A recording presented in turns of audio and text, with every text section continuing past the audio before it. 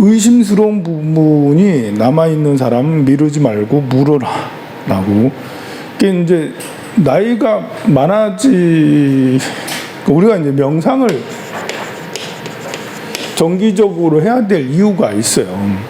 명상은 조금 전에 광명진원 막 이렇게 한 10분 정도 이렇게 쭉 했잖아요. 이런 식으로 하면 이것도 좋은 명상이에요.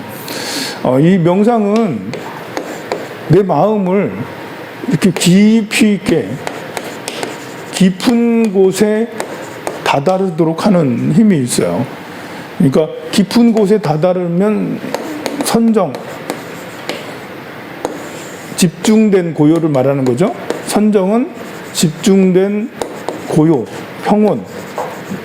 집중된 상태로의 고요함과 평온함이 우리가 있어야 돼요. 이게 집중된 상태의 고요함과 평온함은 우리에게 안정감을 줘요. 그리고 실수를 덜하게 하고 사람이 그리고 겸손하게 되기도 해요. 물론 이제 선정에 들 사람이 모두 다 겸손한 것은 아닙니다만 나를 더 겸손하게 만들게 되죠. 더 집중력이 좋게 만들고 그래서 선택에 실수가 준다. 내 말과 행동이죠. 내가 이제 말하는 것도 선택이고 행동도 선택인데 말과 행동의 선택에 실수를 확 줄이게 돼요. 그것은 마음을 깊은 곳에 이 마음이 위에 있으면 번뇌에 시달리게 되거든요. 마음이 가라앉으면 고요함, 집중된 고요함이 일어나고 마음이 들뜨게 되면 그러면 번뇌에 시달리게 돼요. 마음을 들뜨게 하는 것은 뭐가 들뜨게 하겠어요? 욕망이에요. 욕망은 나의 마음을 들뜨게 만들어요. 나의 마음을 고요하게 만들면 욕망이 줄어들어요. 근데 앉아서 이렇게 이렇게 온만이 만매움 또는 이렇게 옴 안목하 바이로차나 마음들 이렇게 하면 욕망이 줄어드나요? 줄어들어요. 근데 이제 생겨나기도 하잖아. 자꾸 이제 배가 고프니까 먹고 싶은 조금 이따 한 시간 후에 어디 정작하기로 했는데 뭐 이렇게 하면서 먹고 싶은 이런 것이 이제 누구랑 오늘 저녁에 뭘 먹기로 했는데 이런 게 있으면 이제 번뇌가 일어나는데 번뇌가 일어나잖아요. 번뇌가 쭉 일어나는데 그렇지만 이제 명상한 상태에서의 번뇌는 그것을 참을 수 있고 누를 수 있어요. 그런데 그렇지 않고 욕망이 올라와야 되는데 이렇게 그러면 이제 이렇게 번뇌가 더 커지게 되는 거죠. 그래서 이렇게 명상을 하면 내가 가지고 있는 욕망을 제어할 수 있고 조절할 수가 있게 되는데 들뜬 상태가 되면 그러면 이제 자꾸 화가 나거나 답답하거나 우울하거나 등등의 이런 일들이 자주 일어나요. 욕망이라는 게 이제 식욕에 대한 욕망, 성적인 욕망, 그리고 명예에 대한 욕망, 그리고 재물에 대한 욕망, 이런 것들, 또 수면에 대한 욕망, 이런 것들은 모두 다 나를 들뜨게 한 상태에서는 더 눈에 잘 보이고 휘둘리게 되는 거예요. 그러니까 명상을 한다는 것은 이런 것에서 자유로워지는, 이런 번뇌를 유발하는 것에 대해서 자유로워지는 거예요. 번뇌를 유발하는 것에 계속 마음을 두고 있으면 그러면 이렇게 이런 것들이 이루어질 때마다 기쁘긴 하죠. 내가 재물욕이 있어서, 재물욕은 이제 물건에 대한 욕구이기도 하거든요. 나는 내가 좋아하는 옷이 있어요. 내가 좋아하는 옷을 가가지고 백화점에 가가지고 10만 원 주고 정말 진짜 마음에 드는 옷을 샀어. 그래 너무 기분이 좋아. 만족하죠. 이거 30만 원짜리 옷인데 10만 원을 샀네? 그리고 너무 나한테 잘 어울리네? 그거 입고 딱 나타났던 황룡사의 사람들이 모두 다 예쁘다 다 그러고 있네? 그럼 기분이 되게 좋잖아요. 얼마나 기분이 좋아요. 그러나 이것은 이 욕구에서 나오는 것들이기 때문에 번뇌의 원인이 된다. 그때 칭찬받을 때는 잠깐 기분이 좋지만 칭찬이 사라지고 나면 또 마음이 휑하고 또 그걸 계속 추구하게 되잖아요. 다음에도 또 한 방 할 수 있는 걸 또 구해야지. 그래서 야, 10만 원짜리 너무 좋은 거 샀는데 이걸 또 구하기 위해서 1년 내내 그 하이에나처럼 또 이렇게 계속 어디 또 그만한 거 없나? 저만한 거 없나? 그때 한번 성공했는데 또 그만한 거 또 찾아다니고 그 노력, 이게 이제 번뇌를 유발하는 것들이죠. 성적인 욕구도 그 동성이든 이성이든 사랑과 관계, 좋은 관계를 갖고 싶다라는 건 다 성적인 욕구거든요. 그러면 나 절친, 뭐 동성 여자친구든 아니면 이성 남자친구든 있으면 좋겠다. 한때 있었던 때가 있었어. 너무 좋았어. 근데 그 이후로 10년, 20년을 계속 찾아다녀. 그러면 이거 번뇌를 유발하는 거잖아요. 내 마음에 꼭 드는 친구가 있으면 좋겠다라는 것도 욕심이 돼서. 그래서 부처님은 그런 것들도 내 마음을 모두 다 평온하게 하지 않는, 나를 불편하게 하고 괴롭게 만드는 것이니 놓아버리고 무소히 뿔처럼 가라. 아들도 낳아서 아들도 여기 욕심에 들어가잖아요. 재물의 욕에 들어가는지 명예 욕에 들어가는지 모르겠지만 아들도 이 욕구에 들어가요. 그래서 아들에 대한 생각도 맞을 때는 되게 기분이 좋고 행복하지만 안 맞을 때는 또 그 맞추기 위해서 아들이 한 번 나를 정말 잘해줬어. 그래서 기분이, 지금 생각해도 기분이 너무 좋아. 근데 그렇게 하기 위해서 또 몇 년을 노력해야 되고 또 막 이래야 되잖아요. 그런 게 하기 때문에 번뇌가 유발되는 이런 것들이 크다. 그런데 이제 명상이라는 것은 여기에서 이런 것들에서 벗어나고 내 마음 깊은 곳에 나 자신에게 집중을 하는 거예요. 그래서 하루에 잠시라도 명상을 하는 시간을 갖는 것이 꼭 필요하다. 그리고 이 원리를 이해를 해야 된다. 이제 원리를 이해하지 않고 스님 명상하면 스님이 좋다던데, 명상하면 이게 복이 온다던데, 복이 생깁니다. 이제 공덕이 되고, 여러분들 부자 되려면 명상하세요. 라고 이렇게 말했으면 여러분들이 계속 나 부자 되고 싶으니까 명상을 해야지. 이러면 이제 효과가 별로 없는 거고, 이 원리를 이해를 하면 내가 왜 명상을 해야 되는지, 이 번뇌를 유발하는 것들에서 떨어져 있어야 된다. 내 마음 깊은 곳에 가서 내가 번뇌를 내가 조절할 줄 아는 사람이 돼야지, 번뇌 이런 것들 욕망에 내가 휘둘리는 사람이 돼서는 안 된다라는 것을 반드시 이해해야 돼요. 그러니까 여러분들이 꼭 필요한 것입니다. 명상이. 그리고 명상하지 않아도 이 원리를 이해하는 것만 해도 명상하는 것보다 더 나을 수가 있어요. 이 원리를 이해하지 않는 상태에서 명상을 하면, 그러면 관세음보살 하면서 아들 합격하게 해주세요, 사업 번창하게 해주세요, 뭐 좋은 친구 만나게 해주세요, 절친 만나게 해주세요, 맛있는 거 먹게 해주세요, 뭐 그렇게 해서 명상하고 기도하고 하면, 이러면 이제 계속 이 선정이 집중된 고요가 이루어지기가 쉽지가 않고, 집중된 고요 잠시 하겠죠. 관세음보살, 권사를 할 때는 집중된 고요 하나, 여기서 딱 나오게 되면 그 다음부터 욕망에 이거 해야지 뭐 이렇게 해가지고 그렇게 되는 수가 있습니다. 그래서 강가강을 건너 외살리로 411페이지, 412페이지로 넘어가서 부처님께서 이제 강가강을 건너가지고 고향 날란다를 이렇게 넘어서 이게 마지막 이제 열반의 유행의 길이에요. 그래서 열반경에 속하는 거거든요. 마지막 발자취를 얘기하는 거예요. 그래서 강가강을 건너서 날란다로 해서 손강, 간다기강 이런 걸로 가가지고 이제 거기에서 등불과 물병을 마련하고 초청한 법석에서 부처님은 빠딸리 백성들에게 이렇게 말씀하십니다. 중간쯤이죠. 계율을 어기는 행실을 나쁜 사람에게는 5가지 손실이 있다. 첫 번째는 재산이 줄어들고요, 평판이 나빠지고, 많은 사람이 모인 자리에 떳떳하지 못하고, 죽을 때 허둥대며 괴로워하고, 죽은 다음 지옥에 떨어져 고통받게 된다. 그 부처님은 이제 재산의 손실도 부귀 영화도 중요하게 속세 사람들은 중요하니까 그래서 계율을 어기면 그러면 재산이 손실된다라고 계율을 또 지키면 반대로 재산이 늘어나고 평판이 좋아지고 그리고 모임에서 당당하고 죽을 때 허둥대지 않고 그리고 하늘에 태어난다라고 이렇게 밤늦게까지 설법하고 격려해 주셨다. 부처님께서 이 빠딸리 사람들에게 마지막 법문을 이렇게 해주셨다. 그리고 그 사람들은 그 다음날 이제 부처님이 가시는 걸 배웅한다고 강 있는 데까지 또 가서 했다. 그리고 외살리로 이제 넘어왔는데요.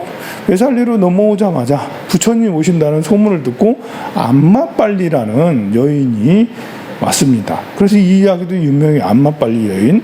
안마빨리는 당시에 바이샬리의 가장 유명한 기녀.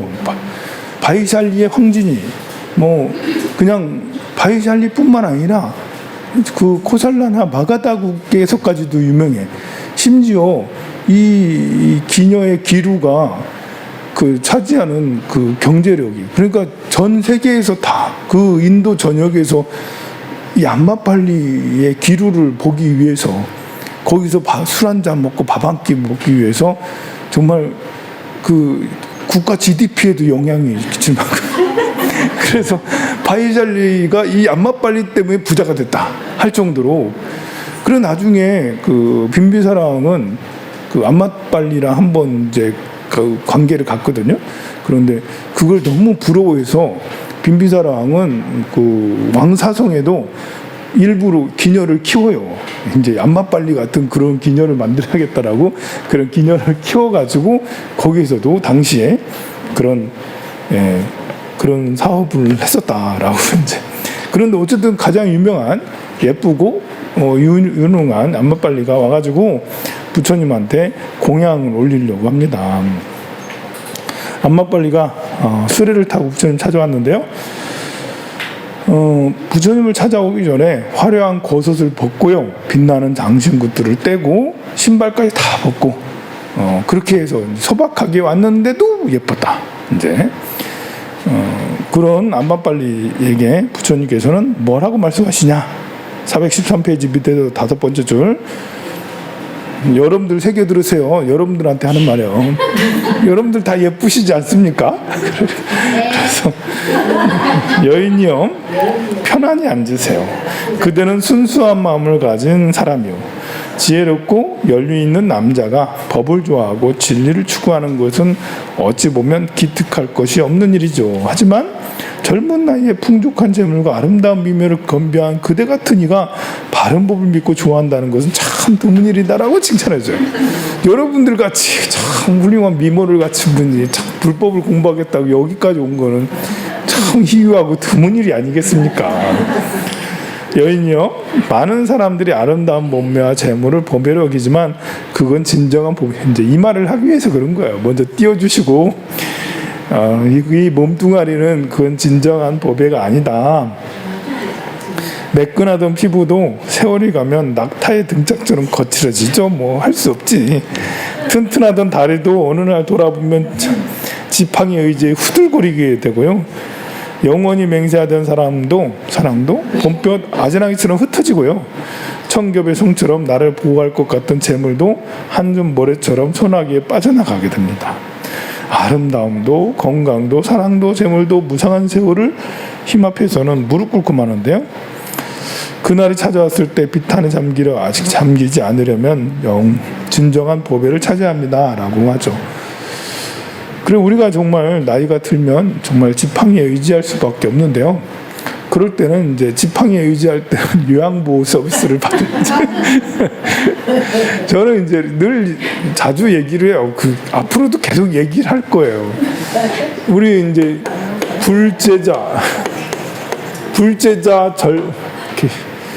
이렇게 80이 된 불제자, 50에서 60이 된 불제자, 그 절에 10년, 20년, 30년을 다닌 요 분이 이제 걸어 다니기 힘들어. 그러면 이제 그래도 절에 다녀야 될 거 아니에요. 걸어 다니기 힘들어도 절에 와야 되는데, 사찰에 와야 되는데 혼자 오기가 어려워요. 혼자. 그래서 저런 보살님이 계시기 때문에 내가 이야기를 하는 거예요. 여기에 조금 젊은 보살님들이 요양보호사 자격증을 따 해가지고 연세가 이렇게 많으셔서 안 올라는 분을 방문해가지고 가서 강제로 그물을 가져가가지고 수갑을 가져가가지고 강제로 절에 오게 하려고 요 분들이 요렇게 케어를 해주고, 요 분들은 연세가 많으신 분들은 요 분들이 이제 그래도 이제 절에 다녔던 사람들이니까 와가지고 그 남아미타불 관세음보살 하면서 연부를 할 수가 있잖아요. 기도를 해줄 수가 있고. 그리고 이제 집에 계속 있으면 아무리 나이가 많았고 몸이 안 좋아도 집에 있으면 별로 좋은 게 아니거든요.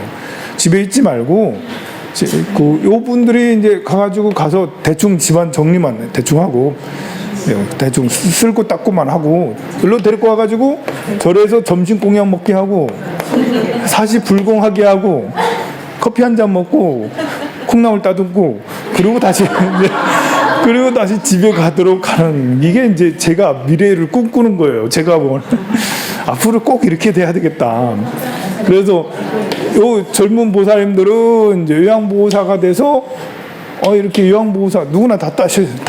다 따가지고 이제 해가지고 이 나이 많은 어르신들을 절에 오게 하고 같이 연불하게 하고 절에 데리고 오고, 이게 이제 나이 많으신 분들이 주간보호센터 가는 것도 좋은데 주간보호센터는 비용도 많이 들고 또 비용보다도 체질이 안 맞을 수가 있어. 가서 맨날 행사하고 뭐하고 이게 다 좋은 건 아니거든요. 절에 다니는 사람은 그래도 법당에서 이렇게 천수경하고 다라니하고 스님 법문 듣고 절밥 먹고 그렇게 하는 게 더 낫지, 안 그래요? 그래서 이런 체계를 만들려고 노력하려고요. 이런 체계를 반드시 만들어야 될 것 같아요. 자, 이렇게 해가지고 이 여인에게 그런 법문을 하셨습니다. 그리고 나서 중간쯤에 이런 말씀하십니다. 암마 빨리도 부처님한테 여쭤봐요. 세존이시여, 무상한 세월의 힘에도 파괴되지 않는 법에는 무엇입니까? 파괴되지 않는 법에는 뭘까요? 했더니 그날에 찾아왔을 때 나를 지켜주고 위로할 참다한 법에는 뭔가. 그러니까 힘없고 늙고 병들었을 때 그럴 때 나를 지켜주고 위로할 참다운 법에는 뭐죠? 그러니까 부처님께서 하신 말씀이 참다운 법에 따라 수행한 공덕이죠. 수행한 공덕을 말하는 거예요. 수행한 공덕은 세월의 힘이 감히 침범하지 못합니다. 이게 이제 친구를 향한 애착은 참 좋긴 하지만 그 친구는 인연이 닿으면 멀어져요. 우리 사람들은 제가 이제 이렇게 부부가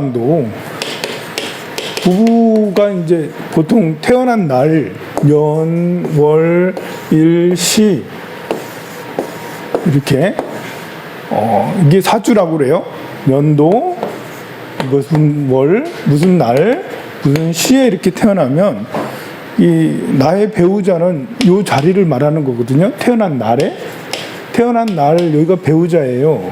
태어난 날에 말날에 태어났다. 이러면 이제 자날이 오면 자오충에서 이게 쫓겨나는 거거든요. 그러니까 12일에 한 번씩은 집에 있는 남편 배우자가 쫓겨나. 왜냐하면 12일에 한 번씩 나에 반대되는 게 오기 때문에 그래요. 그래서 12일에 한 번씩은 의견 충돌이 있든지 아니면 이제 외박을 하든지 집에 늦게 오든지 잘 안 보든지 등등의 이런 일이 일어나요. 그 일지는 강력하지 않아. 그냥 약간 충돌이 있는 정도예요. 그런데 일보다는 월 12달에 한 달은 요 날을 충하는 때리는 한 달이 있다고요. 말날에 태어났으니까 자월만 되면 계속 한 달 돼. 좀 약간 좀 그렇네? 이렇게 돼요.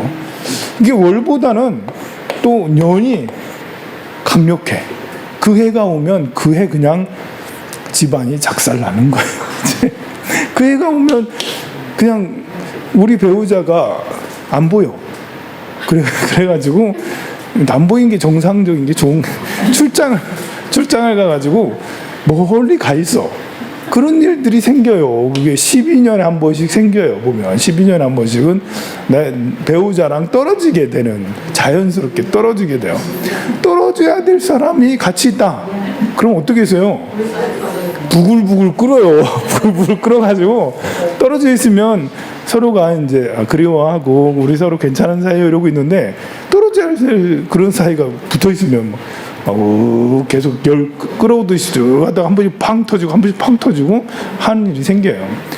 그리고 이제 그것이 어떤 때는 12년 한 번씩은 그렇게 오지만 한 24년이나 36년에 한 번은 너무 세게 겹치게 와가지고 아예 보내버려. 돌아가시거나 도장 찍거나 그런 일들이 생기는 거. 아예 별거를 막 해버리거나 그냥 잠시 뭐 몇 달 동안 안 보는 이런 게 아니라 아예 안 보는 이런 일. 그러니까 이런 날은 싸우잖아요. 싸우는데 사람들이 마음이 이렇게 너그럽지 않으면 이해를 못 해준다고. 그래, 너그럽지 않은 상태에서 싸우면 그럼 평생 안 잊어버린다고요. 그래서 이때 뒤틀린 것이 그 이후로도 계속 뒤틀려가지고 10년, 20년 동안 서로 안 보고 이렇게 서로 이렇게 싫어하고 이런 상황이 펼쳐지거든요. 근데 이 무엇이든지 이렇게 높아지면, 갈등이 높아지면 시간이 지나면 갈등이 또 없어지기 마련이거든요. 근데 이렇게 갈등이 높아졌을 때 서로 싸우고 갈등했던 이 기억이 여기까지 남아가지고, 여기는 사실 서로 화합하고 행복할 시간이거든요. 여기는 막 갈등하고 막 치고받고 싸우지만 여기는 그래도 맛있는 거 먹고 손잡고 어디 다니고 막 이럴 때거든요. 근데 이 기억이 계속 남아가지고 이걸 하지 못해요. 이건 이제 사람들이 갖고 있는 상인 거예요. 기억이 상이잖아요. 상이 커가지고 이 기억이 잔상이 남아가지고 계속 여기서도 사실 좋아야 되는데 그런 거거든요. 그러다가 또 이제 나쁠 때가 생겨요. 그러다가 또 좋아지고, 그러다가 나빠지고, 그러다가 좋아지고. 이거는 부부간만 그런 게 아니에요. 부부간만 그런 게 아니고 부모 자식도 그래요. 자식하고 막 갈등이 심각할 때도 있고 자식하고도 좋을 때가 있어요. 그런데 이 서로 이렇게 해서 싸우고 나서 말을 안 하기를 1년 이렇게 삐져가지고 이러면 문제가 되는 거예요. 절친도 마찬가지예요. 절친도. 심지어 내가 다니는 사찰도 그래요. 사찰도. 이 내가 다니는 사찰 여기 있을 때는 너무 좋아, 행복해. 야, 여기 왔더니 다 도반들이 나를 다 좋아하고 나를 어쨌든 나도 거기 가서 좀 재밌고 힘이 나고 막 그러는데, 이런 때가 되면 갈등이 높아졌을 때는 가기 싫어. 그냥 생각하기도 싫어. 스님도 예전엔 참 좋았는데 요즘 나를 보는 눈빛이 예전 같지가 않아. 이러면서 막 이런 때가 와요. 이런 때가. 근데 이제 이런 때 절 끊어버려. 안 다녀버리고 도발 안 다녀. 안 봐. 이렇게 하면 계속 그것이 오래 가면 이렇게 좋을 때는 누리질 못하잖아요. 이게 이제 이런 사이클들은 누구나 다 오게 된다.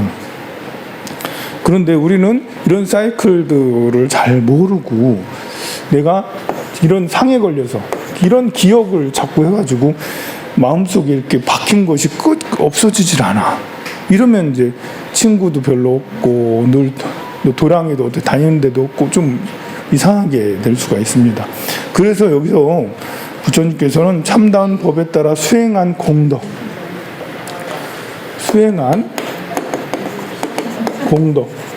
수행 공덕이 제일 중요하다라고 말을 하죠. 그리고 이제 이런 원리, 조금 전에 제가 설명한 원리는 진짜 생활에서 아주 중요한 원리거든요.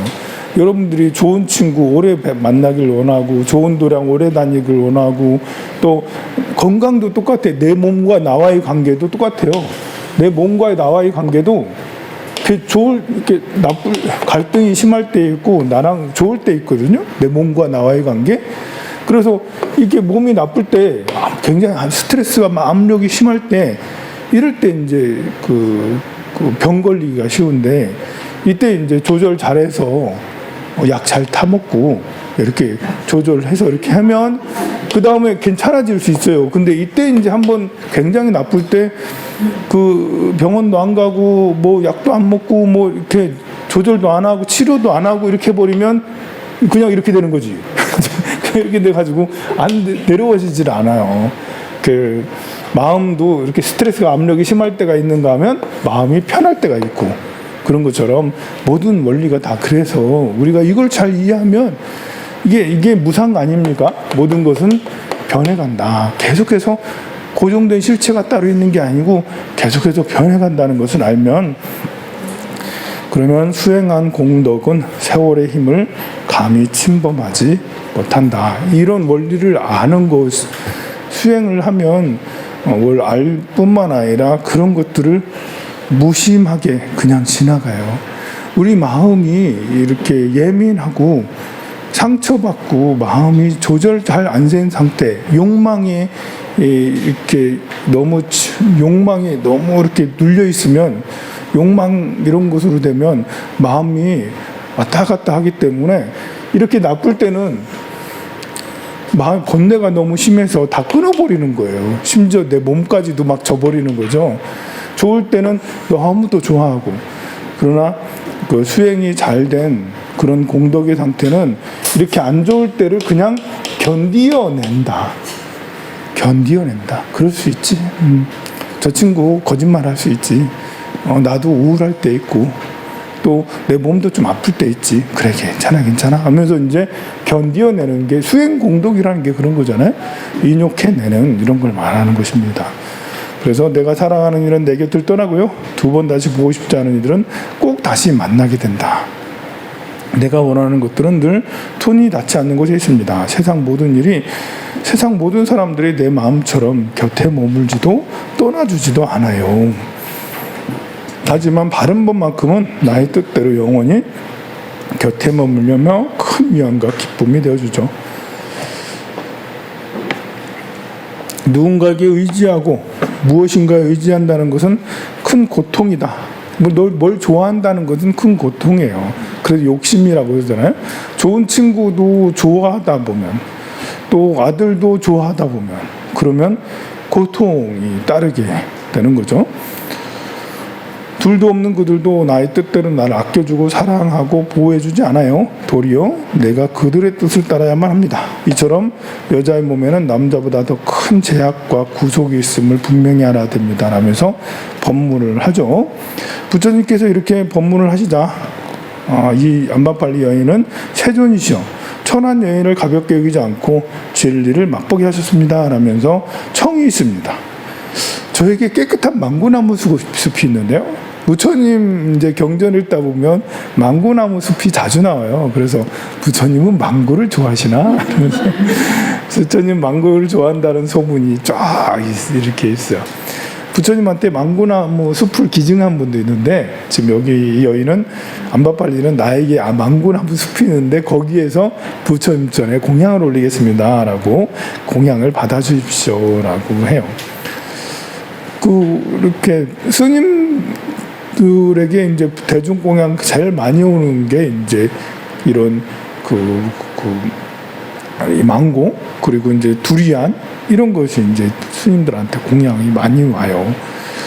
두리안은 이제 냄새가 많이 나지만 처음에는 먹다 보면 되게 달달하니 고단백이라고 그렇게 해서 과일의 황제라고 그러거든요. 세계에서 두리안을 제일 많이 소비하는 나라는 중국이에요. 중국 사람들이 두리안 맛을 알아가지고 그냥 두리안에 미친 나라가 됐어요. 그래가지고 동남아시아 베트남이라든지 뭐 태국이라든지 이런 데는 커피나무를 다 베버리고 두리안을 심어가지고 중국 사람들 하도 먹으니까 그래서 중국 백화점이나 큰 마트 가면 두리안이 막 산처럼 쌓여 있어요.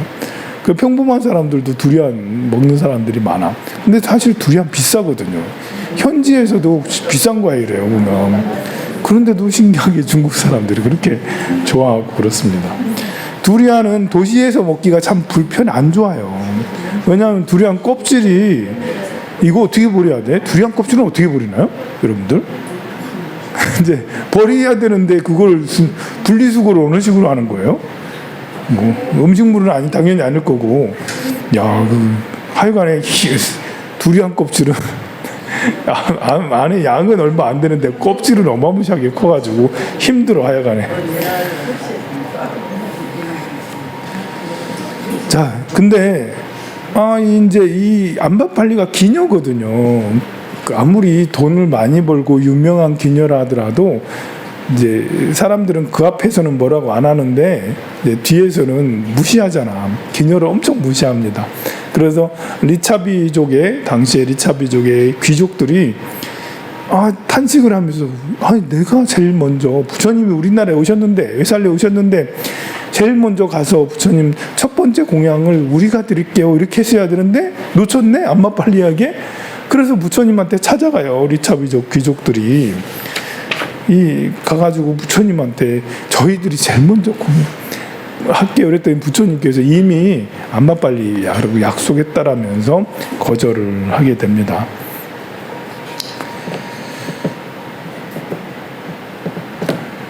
벨루아에서 얀 거 좀 썼다 하도록 하겠습니다.